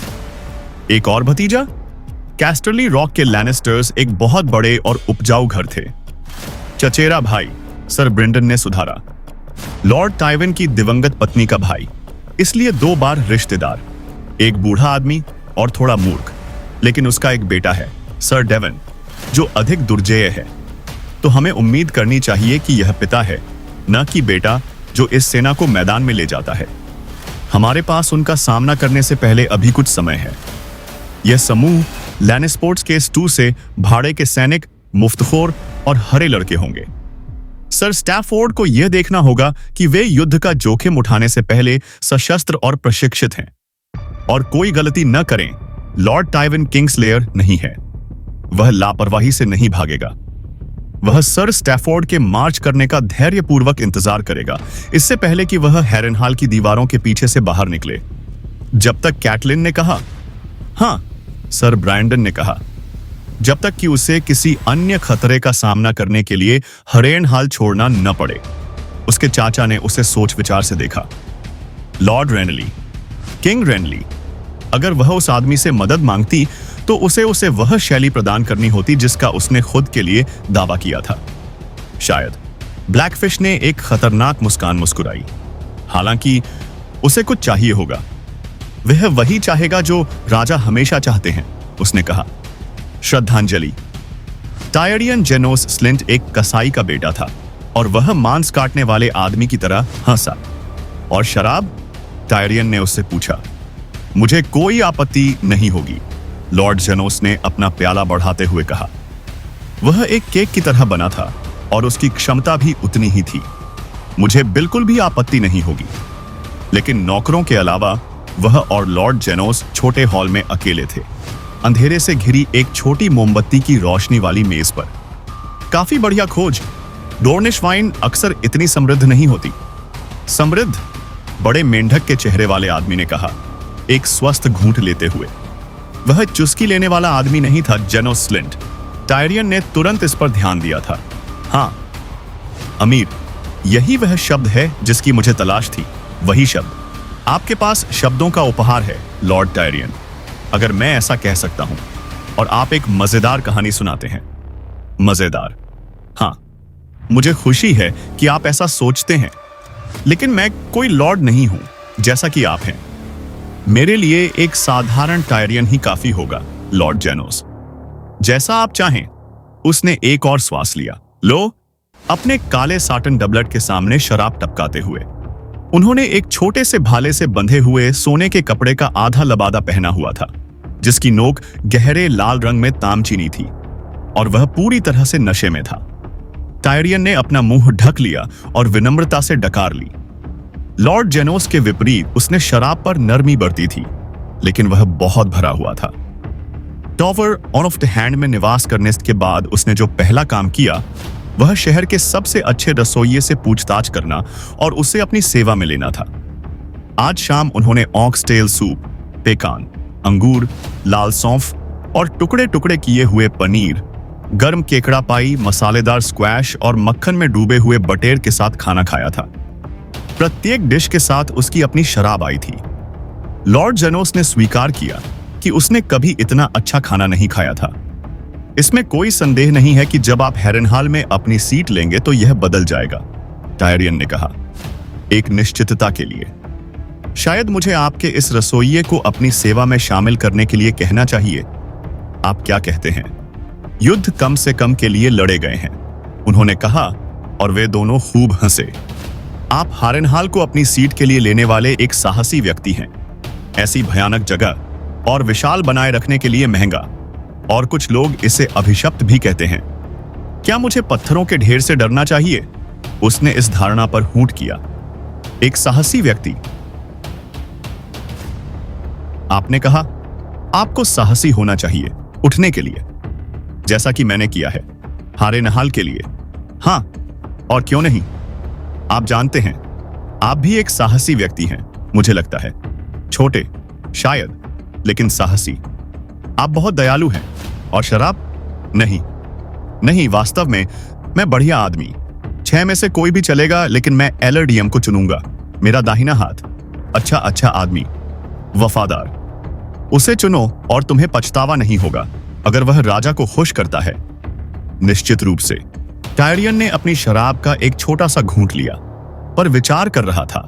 वह 3 साल तक मडगेट पर कप्तान रहा है और उसने बेलोन ग्रेजॉय के विद्रोह के दौरान बहादुरी के साथ सेवा की। राजा रॉबर्ट ने उसे पाइके में नाइट की उपाधि दी, और फिर भी उसका नाम आपकी सूची में नहीं है। लॉर्ड जेनोस स्लिंट ने शराब का एक घूंट लिया और निगलने से पहले एक पल के लिए इसे अपने मुंह में घुमाया। By water. अच्छा, बहादुर आदमी, निश्चित रूप से। फिर भी वह कठोर है। वह एक अजीब कुत्ता। लोग उसे पसंद नहीं करते। एक अपंग भी। पाइके में अपना हाथ खो दिया। वह हंसा। जैसा कि मैं देख रहा हूं, सर जैकलीन अपने और अपने सम्मान के बारे में बहुत ज्यादा सोचता है। बेहतर होगा कि तुम उसे वहीं छोड़ दो जहां वह है, मेरे मालिक टायरियन। एलआरडीएम तुम्हारे लिए सही आदमी है। मुझे बताया गया है कि सड़कों पर डीएम्स को बहुत कम प्यार किया जाता है। उससे डर लगता है। यह बेहतर है। मैंने उसके बारे में क्या सुना था? वेश्यालय में कुछ परेशानी? वह उसकी गलती नहीं है, मेरे मालिक टायरियन। नहीं, उसका कभी भी महिला को मारने का इरादा नहीं था। वह उसकी अपनी करतूत थी। उसने उसे चेतावनी दी थी कि वह एक तरफ खड़ी रहे और उसे इंतात्याई अपना कर्तव्य करने दे। फिर भी माताओं और बच्चों, उसने उम्मीद की होगी कि वह बच्चे को बचाने की कोशिश करेगी। टायरियन मुस्कुराया। इस पनीर में से कुछ ले लो, यह शराब के साथ बहुत बढ़िया लगता है। मुझे बताओ, तुमने उस दुखी काम के लिए डीएम को क्यों चुना? एक अच्छा कमांडर अपने आदमियों को जानता है टायरियन। कुछ एक काम के लिए अच्छे होते हैं, कुछ दूसरे के लिए। एक बच्ची के लिए ऐसा करना, और वह अभी भी स्तन पर है, इसके लिए एक खास तरह की हिम्मत चाहिए। हर आदमी ऐसा नहीं करेगा, भले ही वह कोई वेश्या और उसका बच्चा ही क्यों न हो। मुझे लगता है कि ऐसा ही है, टायरियन ने कहा। केवल कुछ वेश्याओं की बात सुनकर औरशे और बहुत पहले की टायशा और उन सभी अन्य महिलाओं के बारे में सोचते हुए जिन्होंने वर्षों से उसका सिक्का और उसका बीज लिया था, स्लिंट अनजान बनकर बोलता रहा। एक कठिन काम के लिए एक कठोर आदमी डीएम है। उसे जो कहा जाता है वह करता है, और उसके बाद एक शब्द भी नहीं बोलता। उसने पनीर का एक टुकड़ा काटा। यह बढ़िया है, तेज। मुझे एक अच्छा तेज चाकू और एक अच्छा तेज पनीर दे दो, और मैं एक खुश आदमी हूं। टायरियन ने कंधे उचका दिए। जब तक हो सके इसका आनंद लो। नदी के किनारों पर आग लगी हुई है और हाई गार्डन्स में रेनली का राजा है, इसलिए जल्द ही अच्छी चीज मिलना मुश्किल हो जाएगी। तो तुम्हें वेश्या के कमीने के पीछे किसने भेजा? लॉर्ड जेनोस ने टायरियन को सतर्क नजर से देखा, फिर हंसे और उस पर चीज का एक टुकड़ा हिलाया। तुम एक धूर्त हो टायरियन। सोचा था कि तुम मुझे धोखा दे सकते हो, है ना? जेनोस स्लिंट को जितना बताना चाहिए उससे ज्यादा बताने के लिए वाइन और चीज से ज्यादा की जरूरत होती है। मुझे खुद पर गर्व है। कभी कोई सवाल नहीं, और उसके बाद कभी एक शब्द भी नहीं। मेरे साथ तो बिल्कुल नहीं, जैसा कि डीएम के साथ है। बिल्कुल वैसा ही। जब मैं हारेनहाल जाऊंगा तो तुम उसे अपना कमांडर बना लेना, और तुम्हें इसका पछतावा नहीं होगा। टायरियन ने चीज का एक निबल तोड़ा। यह वास्तव में तीखा था और वाइन से सना हुआ था। बहुत बढ़िया। भालुओं के साथ बिस्तर पर, वही है। मैं उसके भाई की बात कर रहा था, जेओर मॉरमोंट, नाइट वॉच के लॉर्ड कमांडर। जब मैं दीवार पर उनसे मिलने गया था तो उन्होंने बताया कि वह अपनी जगह लेने के लिए एक अच्छे आदमी को खोजने के बारे में कितने चिंतित थे। वॉच को इन दिनों बहुत कम अच्छे आदमी मिलते हैं। टायरियन मुस्कुराया। मुझे लगता है कि अगर उसके पास आप जैसा आदमी होता तो वह आसानी से सो पाता, या बहादुर एलआरडीएम लॉर्ड जेनोस दहाड़े। इसकी बहुत कम संभावना है। कोई सोचेगा, टायरियन ने कहा, लेकिन जीवन अजीब मोड़ लेता है। एडवर्ड स्टार्क पर विचार करें मेरे लॉर्ड। मुझे नहीं लगता कि उसने कभी सोचा होगा कि उसका जीवन बेलोर के सेप्ट की सीढ़ियों पर समाप्त हो जाएगा। ऐसे बहुत कम लोग थे, लॉर्ड जेनोस ने ठहाका लगाते हुए कहा। टायरियन भी ठहाका लगाकर हंसा। वे कहते हैं कि वह सब कुछ जानता है। खैर, वह यह नहीं जानता था। वह कैसे जान सकता है? टायरियन ने अपने स्वर में ठंडक का पहला संकेत दिया। उसने मेरी बहन को यह समझाने में मदद की थी कि स्टार्क को माफ कर दिया जाना चाहिए, इस शर्त पर कि वह काला ले ले। जेनोस स्लिंट ने टायरियन की ओर अस्पष्ट रूप से देखा। मेरी बहन सेर्सी, टायरियन ने थोड़ा और जोर से दोहराया, ताकि मूर्ख को संदेह न हो कि उसका मतलब किससे है। रानी रीजेंट? हाँ, स्लिंट ने एक घूंट लिया। जहां तक उस बारे में, ठीक है। राजा ने आदेश दिया। महामहिम, राजा ने खुद। राजा 13 साल का है, टायरियन ने उसे याद दिलाया। फिर भी वह राजा है। जब वह भौहें सिकोड़ता है तो स्लिंट के जबड़े कांप उठते हैं। 7 राज्यों का स्वामी। ठीक है, कम से कम उनमें से 1 या 2, टायरियन ने खट्टी मुस्कान के साथ कहा। क्या मैं आपके भाले को देख सकता हूं? मेरा भाला? लॉर्ड जेनोस ने भ्रम में पलकें झपकाईं। टायरियन ने इशारा किया। वह अकवार जो आपके केप को बीटा बेपाम को बांधता है। झिझकते हुए लॉर्ड जेनोस ने आभूषण निकाला और उसे टायरियन को सौंप दिया। हमारे पास लैनीस्पोर्ट में सुनार हैं जो बेहतर काम करते हैं, उन्होंने राय दी। लाल तामचीनी खून थोड़ा ज्यादा है, अगर आपको मेरी बात पर ऐतराज न हो। मुझे बताओ मेरे स्वामी, क्या आपने खुद उस आदमी की पीठ में भाला मारा था या आपने सिर्फ आदेश दिया था? मैंने आदेश दिया था और मैं इसे फिर से दूंगा। लॉर्ड स्टार्क एक गद्दार था। स्लिंट के सिर के बीच का गंजा स्थान चुकंदर के समान लाल था और उसका सोने का कपड़ा उसके कंधों से फिसलकर फर्श पर गिर गया था। उस आदमी ने मुझे खरीदने की कोशिश की। यह सपना नहीं देखा कि तुम पहले ही बिक चुके हो। स्लिंट ने अपना शराब का प्याला पटक दिया। क्या तुम नशे में हो? अगर तुम्हें लगता है कि मैं यहां बैठूंगा और मेरे सम्मान पर सवाल उठाया जाएगा। यह कैसा सम्मान है? मैं मानता हूं तुमने सर जैकलिन से बेहतर सौदा किया है। एक आधिपत्य और एक महल, पीठ में भाला घोंपने के लिए, और तुम्हें भाला घोंपने की भी जरूरत नहीं पड़ी। उसने सुनहरा आभूषण वापस जानो स्लिंट को फेंक दिया। यह उसकी छाती से टकराया और आदमी के उठते ही। हेलो दोस्तों, ये हमारा वीडियो है। वीडियो को आप ले सकते हैं, हमें कोई समस्या नहीं है। नॉवेल ऑफ किंग चैनल को सब्सक्राइब करें, लाइक, शेयर और ज्यादा से ज्यादा कमेंट करना। अगले पार्ट के लिए धन्यवाद। ही फर्श पर गिर गया। मुझे तुम्हारी आवाज का लहजा पसंद नहीं। मुझे लगता है कि तुम अच्छी तरह जानते हो कि मैं कौन हूं। तुम्हारे कितने बेटे हैं? मेरे बेटे तुम्हारे लिए क्या हैं? बौने। उसका गुस्सा भड़क उठा। तुम्हें इम्प पर ही रुक जाना चाहिए था। मैं हाउस लैनिस्टर का टायरियन हूं, और किसी दिन अगर तुम्हें देवताओं ने समुद्री घोंघा दिया है तो तुम अपने घुटनों पर गिरकर धन्यवाद दोगे कि तुम्हें मुझसे निपटना था, मेरे स्वामी पिता से नहीं। अब तुम्हारे कितने बेटे हैं? टायरियन जानो स्लिंट की आंखों में अचानक भय देख सकता था। 3 महामहिम और एक बेटी। कृपया महामहिम, तुम्हें भीख मांगने की जरूरत नहीं है। वह अपनी कुर्सी से फिसल गया। तुम्हें मेरा वचन है, उन्हें कोई नुकसान नहीं होगा। छोटे लड़कों को स्क्वायर के रूप में पाला जाएगा। अगर वे अच्छी तरह और वफादारी से सेवा करते हैं तो वे समय के साथ शूरवीर बन सकते हैं। ऐसा कभी न कहें कि हाउस लैनिस्टर उन लोगों को पुरस्कृत नहीं करता जो उसकी सेवा करते हैं। आपके सबसे बड़े बेटे को लॉर्ड स्लिंट की उपाधि और आपकी यह भयानक सिगली विरासत में मिलेगी। उसने छोटे सुनहरे भाले पर लात मारी, उसे फर्श पर फेंक दिया। उसके लिए जमीन मिल जाएगी और वह अपने लिए एक सीट बना सकता है। यह हेरेनहाल नहीं होगा, लेकिन यह पर्याप्त होगा। लड़की की शादी करना उसके ऊपर होगा। जेनोस स्लिंट का चेहरा लाल से सफेद हो गया था। क्या आप क्या करते हैं? उसके जबड़े चर्बी के ढेर की तरह कांप रहे थे। मुझे तुमसे क्या करना है? जवाब देने से पहले टायरियन ने मूर्ख को एक पल के लिए कांपने दिया। कैरैक समर ड्रीम सुबह की लहर पर चलती है। उसके मालिक ने मुझे बताया है कि वह गुल टाउन, थ्री सिस्टर्स में रुकेगी, स्कैगोस द्वीप और ईस्टवॉच बाय द सी। जब आप लॉर्ड कमांडर मॉरमॉन्ट से मिलें तो उन्हें मेरा प्यार भरा अभिवादन देना और उन्हें बताना कि मैं नाइट वॉच की जरूरतों को नहीं भूला हूं। मैं आपकी लंबी आयु और अच्छी सेवा की कामना करता हूं मेरे प्रभु। एक बार जब जानो स्लिंट को एहसास हुआ कि उसे संक्षेप में मृत्युदंड नहीं दिया जाएगा तो उसके चेहरे पर रंग लौट आया। उसने अपना जबड़ा बाहर निकाला। हम इस बारे में देखेंगे इम्प। बोना, शायद यह आप उस जहाज पर होंगे। आप इसके बारे में क्या सोचते हैं? शायद यह आप दीवार पर होंगे। उसने चिंतित हंसी की भौंक दी। आप और आपकी धमकियां? ठीक है, हम देखेंगे। मैं राजा का दोस्त हूं, आप जानते हैं। हम सुनेंगे कि जोफ्रे को इस बारे में क्या कहना है। स्लिंट अपनी एड़ी घुमाकर उस चौकीदार की तरह आगे बढ़ा जो वह कभी था और छोटे हॉल की लंबाई तक चला गया। उसके जूते पत्थर पर बज रहे थे।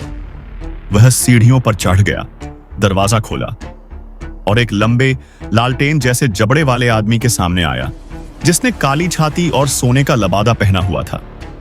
उसकी दाहिनी कलाई के तने पर एक लोहे का हाथ बंधा हुआ था। जानोस, उसने कहा।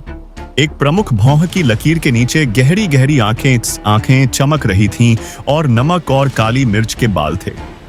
6 सुनहरे लबादे चुपचाप उसके पीछे छोटे हॉल में चले गए जबकि जानोस स्लिंट पीछे हट गया।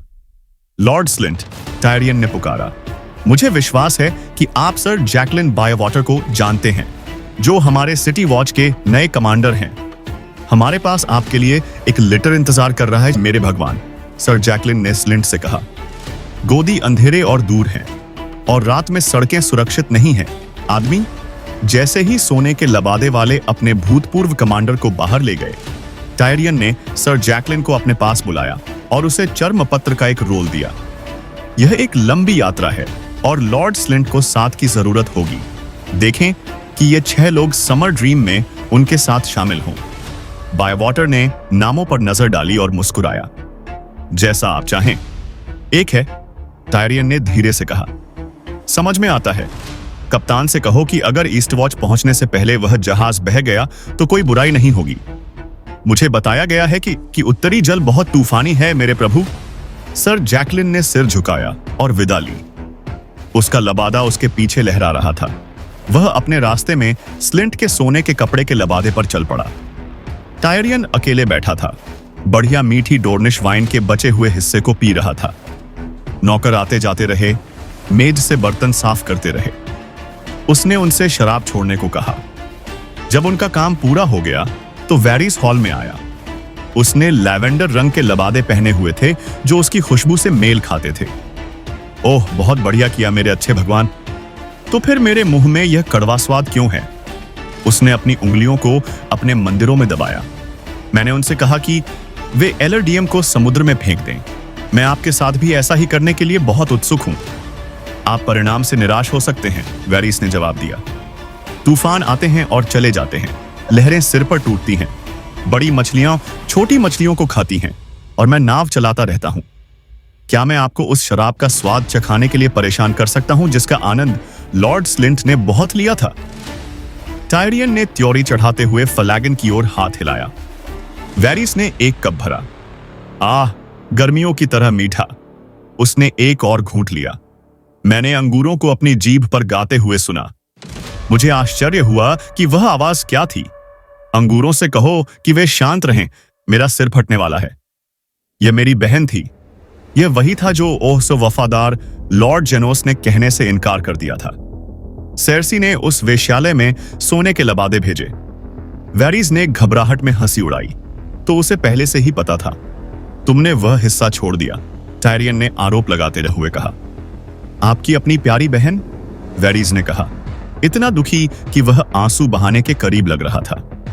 यह एक आदमी को बताना मुश्किल है मेरे प्रभु। मुझे डर था कि आप इसे कैसे लेंगे।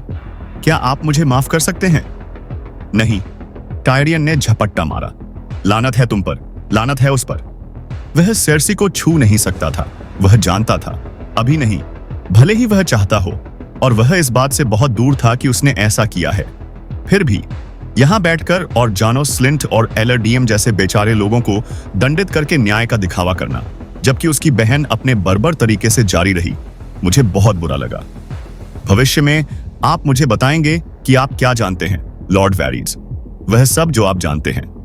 नपुंसक की मुस्कुराहट धूर्त थी। इसमें बहुत समय लग सकता है मेरे अच्छे प्रभु, मैं बहुत कुछ जानता हूं। ऐसा लगता है कि इस बच्चे को बचाने के लिए पर्याप्त नहीं है। अफसोस नहीं। एक और कमीना था, एक लड़का, बड़ा। मैंने उसे खतरे से दूर करने के लिए कदम उठाए, लेकिन मैं कबूल करता हूं, मैंने कभी सपने में भी नहीं सोचा था कि बच्चा खतरे में होगा।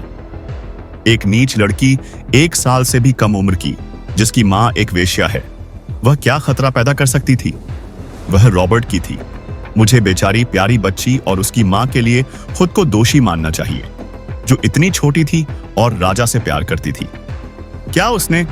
टायरियन ने कभी मृत लड़की का चेहरा नहीं देखा था, लेकिन उसके मन में वह शे और टायशा दोनों थी।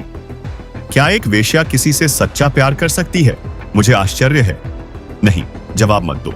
कुछ चीजें मैं नहीं जानना चाहता। उसने शे को एक विशाल पत्थर और लकड़ी के घर में बसाया था, जिसमें अपना कुआं, अस्तबल और बगीचा था। उसने उसकी जरूरतों को पूरा करने के लिए नौकर रखे थे। उसकी संगति के लिए समर आइल्स से एक सफेद पक्षी, उसे सजाने के लिए रेशम, चांदी और रत्न, उसकी रक्षा के लिए पहरेदार। और फिर भी वह बेचैन लग रही थी। वह उसके साथ और अधिक रहना चाहती थी। उसने उससे कहा। वह उसकी सेवा करना और उसकी मदद करना चाहती थी। तुम यहां चादरों के बीच मेरी सबसे ज्यादा मदद करती हो, उसने एक रात उनके प्यार के बाद उससे कहा, जब वह उसके बगल में लेटा था। उसका सिर उसके सीने पर तकिया लगा हुआ था। उसकी कमर एक मीठी पीड़ा से दर्द कर रही थी। उसने अपनी आंखों के अलावा कोई जवाब नहीं दिया। वह देख सकता था कि यह वह नहीं था जो वह सुनना चाहती थी। आह भरते हुए टायरियन ने फिर से शराब की ओर हाथ बढ़ाना शुरू किया। फिर लॉर्ड जेनोस को याद किया और फ्लैगन को दूर धकेल दिया। ऐसा लगता है कि मेरी बहन स्टार्क की मौत के बारे में सच कह रही थी। हमें उस पागलपन के लिए अपने भतीजे को धन्यवाद देना चाहिए, राजा जोफ्रे ने आदेश दिया। जेनोस स्लेंट और सर एलन पेन ने इसे बिना किसी हिचकिचाहट के तेजी से पूरा किया, लगभग ऐसा ही जैसे कि उन्हें इसकी उम्मीद थी। हाँ, हम पहले भी इस जमीन पर बिना किसी लाभ के आ चुके हैं। एक मूर्खता। हाथ में सिटी वॉच के साथ, मेरे प्रभु, तुम यह सुनिश्चित करने के लिए अच्छी स्थिति में हो कि महामहिम आगे कोई और मूर्खता न करें। निश्चित रूप से रानी के घरेलू रक्षक पर विचार करना अभी भी बाकी है। लाल लबादे। टायरियन ने कंधे उचका दिए। वायलर की वफादारी कैस्टरली रॉक के प्रति है। वह जानता है कि मैं अपने पिता के अधिकार के साथ यहां हूं।